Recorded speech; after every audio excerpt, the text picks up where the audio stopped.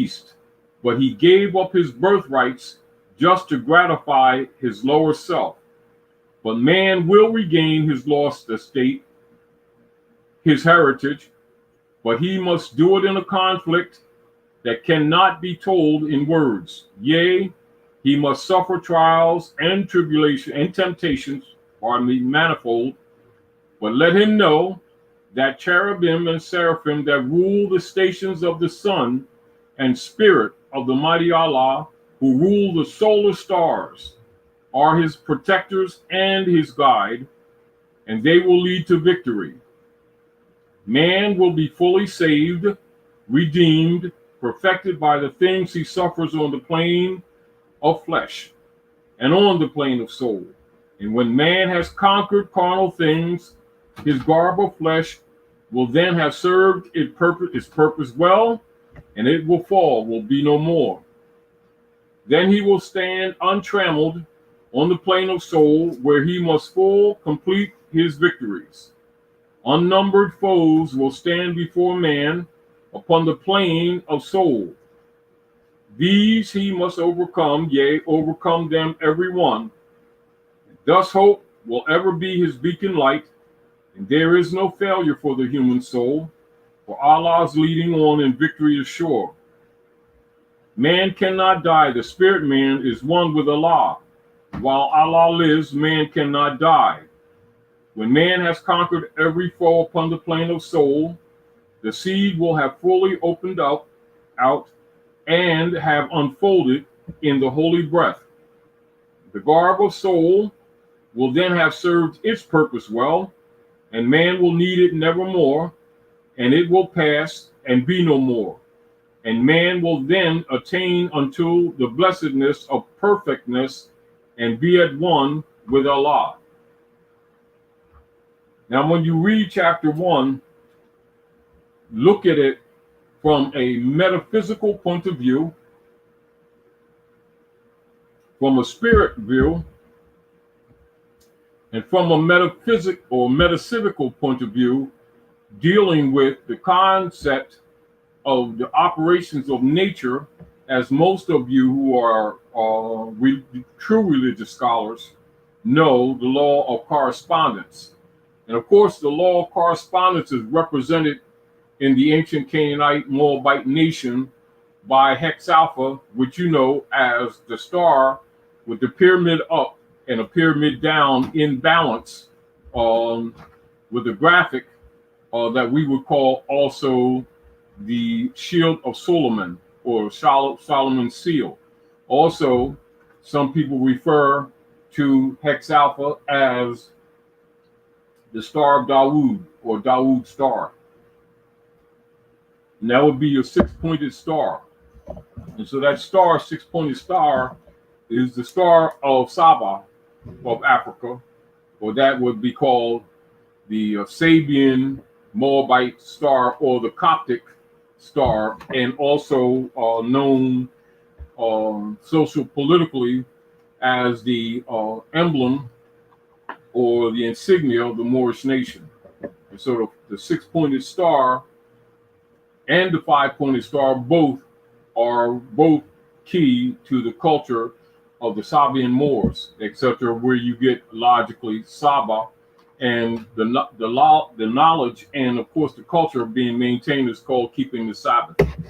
And of course that would be the cycle systems of measurement, the cycle systems of cosmology, the cycle systems of the measurement of chronology, and of course collectively the energies of the seven major ruling planets in this particular solar systems, and of course the measurement by what we call the sidereal transits of the sun, which we would call the 7 days. And this is where you get essentially the symbol or the graphic that you see called Circle 7. And so Moors measure time by cycles. And of course, when you're dealing with the cycles or what we call the pathways on the transits of the major planets behind the sun, And of course, the sun's transit around another sun that you do not see, we call that, of course, all cycles.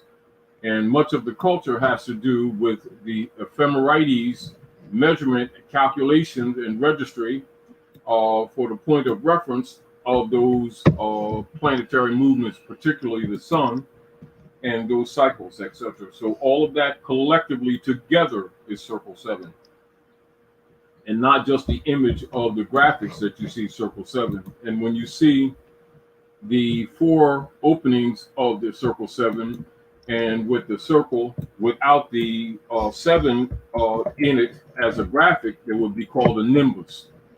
And dealing with the knowledge and the philosophies of the ancient ones, it would usually be symbolically set as a crown on the head, the sun crown, etc. And from a geographical, social, philosophical, and then a symbolic structural form, then you would see the fez with its 4 circles, 4 sets of 3 circles at the top of the crown of the fez, with the umbilical cord and the cord coming out of it, and of course the ball of mud called earth, and with all the strands symbolizing with a proper tassel 360 strands, and then you have the strands being loosely or able to evolve or revolve around the crown, which would be circular, of the fez. And this is symbolically the crown of the sun, or corona sol, also symbolic of the universe. And of course, the head that you put the fez on has 7 openings, 2 eyes, 2 nostrils, 2 ears, 1 mouth in that circle. And so with the head having 7 chambers. And so you also deal with the senses of the body for the experience of man in the physical form. And so you have your 5 senses, and then you have your 6th and 7th sense, would be called insight and intuition. And collectively, together, they would formulate what you would call a single seeing, or what you would call a divine seeing. And this is where your philosophies of the intuitive mind relative to griots, seers, prophets, etc., psychics, intuitives, that's what that is representative of symbolically. And of course, those are natural functions of humanity. But for the reality of it, of our condition, those senses have been pretty much artificially suppressed by the priesthood, so that man might have some experiences here in the physical plane. Also, on the problematic side, you've had the priesthood being using that knowledge negatively and locking the masses out of the knowledge in general. And this is where you get the structures and the formulations of your secret societies. And of course, with all the darkness that many of the priesthood have been entertaining themselves with for quite some time, have really made Midgard quite an uncomfortable place to be. When you look at some of the scriptures and the projections of the enlightened mothers, or what you would call, some would call them angelic women, who would bring men and women at different times and cycles to help ease the pain and the miseries of humanity, the people would call them prophets. And some who would look at it from another philosophical position would call them champions. However, one of the things that has always been the messages from all of those who have been akin or willing to accept their intuitive mind and actually look at these things, know that those capacities demonstrated by all those that we call seers, griots, intuitives, and prophets, is the capacities in the nature of all humans, period. It's in them already. However, due to the fact that the priesthood, much of the priesthood at Midgard have been dirty and very selfish, the masses in general have not been aware of these things about themselves. And also, many of them have succumbed to the dogmatic psycho systems set up by the priesthood so that they could make for themselves a comfortable and profitable platform of governing on the earth. This would be for those who have been used to using the Bible as a reference. You would go to Thessalonians 1 and 2, and these are the priests who have claimed themselves as being God. And this is pretty much what's been going on the planet. But also know that much of the work of Prophet Noble Ali has been to bring remedy to humanity, to begin much of this necessary ongoing work of helping to uplift fallen humanity. And chapter 1, if you'll notice, those who have the Circle 7 Qurans will notice that chapter 1 of the Circle 7 Quran is the only chapter that is not enumerated. For those who have insight, then that would be obvious because the message begins with the first chapter and also in many ways ends with the first chapter. And many of the other chapters are certainly helpful philosophically and as far as our development is concerned. But I emphasize chapter 1 because it gives you past, present, and future. And I noticed that over the years, talking to different people, many people haven't noticed that. So I just brought that to your attention. And it's called Creation and Fall of Man. But when you look at it, it's talking about man's preset experience here at Midgard, etc., and the potential of the outcome, etc. And so that would be a source for both strength and trust in the principles of your ancient mothers and fathers, and that they were not totally without what you would call psychic weapons or psychic knowledge of how things operate. And people who are not aware of the culture logically many of them would become forlorn and think or that they had no remedies to the everyday lives that they suffer at Midgard due to the priesthood, particularly the priesthood who have veiled themselves as politicians, who have been really extremely demonic, etc., while pretending to be peacemakers, peace bringers, peacekeepers, etc., which is pretty much opposite of what they actually been doing. And so I wanted to bring that to your attention with chapter 1 so that many of you who happen to have Circle 7 don't get caught in the dogmatic, spooky perspective that's often cast by many people who really haven't studied well the literature shared with us by our illustrious prophet, as well as many who have systematically misrepresented the prophet for their own personal gain, etc. So you can look beyond that and recognize that it's universal in its character. And also recognize, also I want to bring this to your attention because a lot of people miss this in the chapter, because as those who have been studying and who really have been studying the culture or the Sabian culture know that the root foundation of religions on the planet are cosmological in their character. And of course, for children, we already know, we've discussed multiple times the anthropomorphic presentment for the purpose of teaching children. And however, what you find is, and this is redundant, that many of the priesthood have maintained the anthropomorphic angle and kept the people actually stagnated for their own personal purposes. And this has much to do with helping to uplift fallen humanity by making them aware of the anthropomorphic angle, not for the point of rejecting it, but for the point of comprehending that it was a tool for children, not for adults.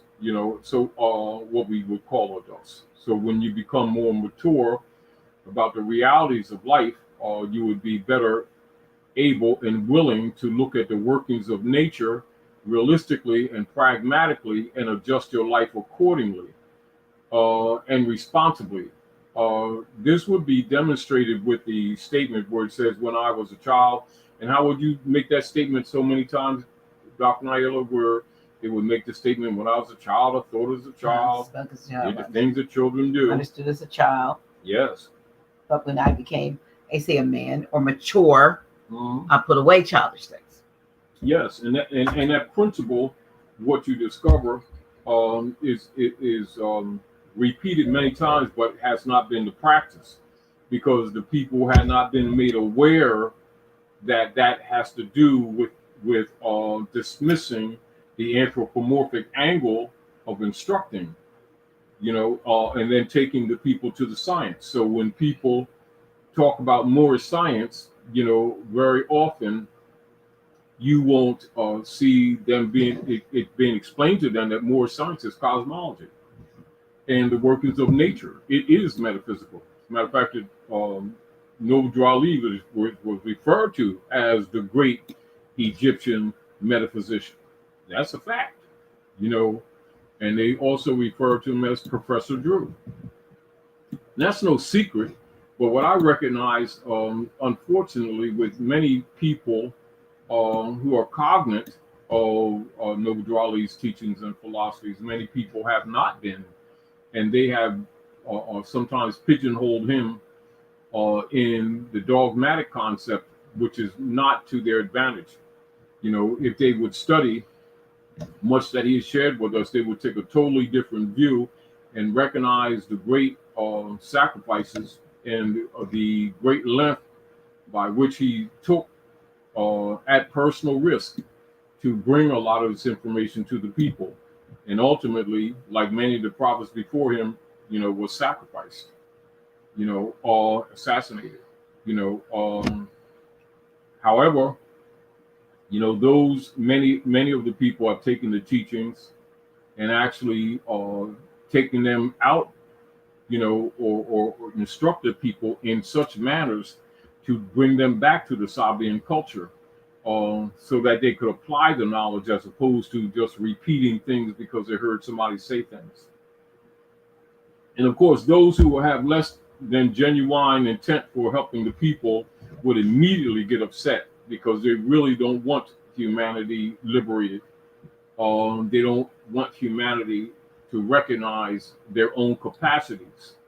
And so when you even look at the questionnaire that the prophet has prepared for the people, where he says, how did the prophet begin to uplift the Moorish Americans? And the response is, the answer is by teaching them to be themselves. And logically, if the Moors aren't availed on some of the culture of the ancient Sabian Moors, the great Gnostics who are the founders of religion, they've heard those phrases and those terms. They hear a lot of people in all the nations of the earth talking about, the ancient Gnostics being the founders of religion, etc., but not give them the Gnostic philosophies by which to measure all of the different religious so-called systems that came out of it, and therefore get caught up in the schism operations of the priesthood, where they have practiced keeping people divided against each other,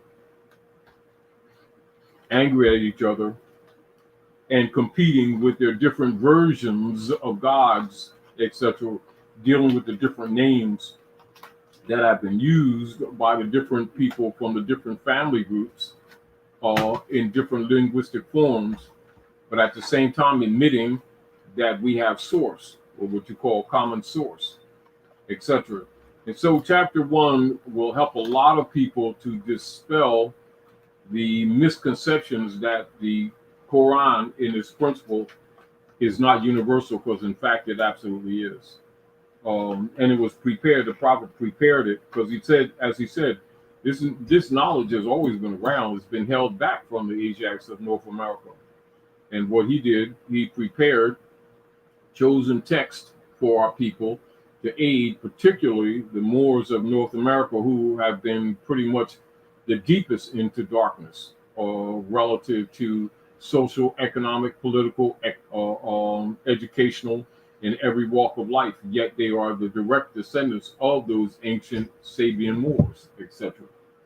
So that's one of the motivations of me sharing chapter one. Also, because as I made the comment earlier, I brought that up in our last visit when you shared with us here at the House of Reawakening Minds the last time, the past, present, and future being in chapter one, although it's referred to as the creation and fall of man.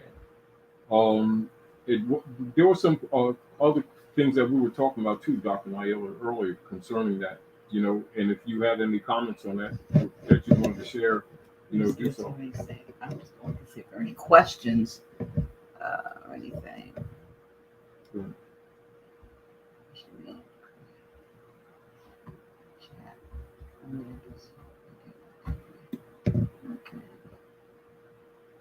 And one of the things I also did, years ago, when I got the quote off Circle 7 Quran, because years ago, I had gotten a copy from Daria Bay, Prime Minister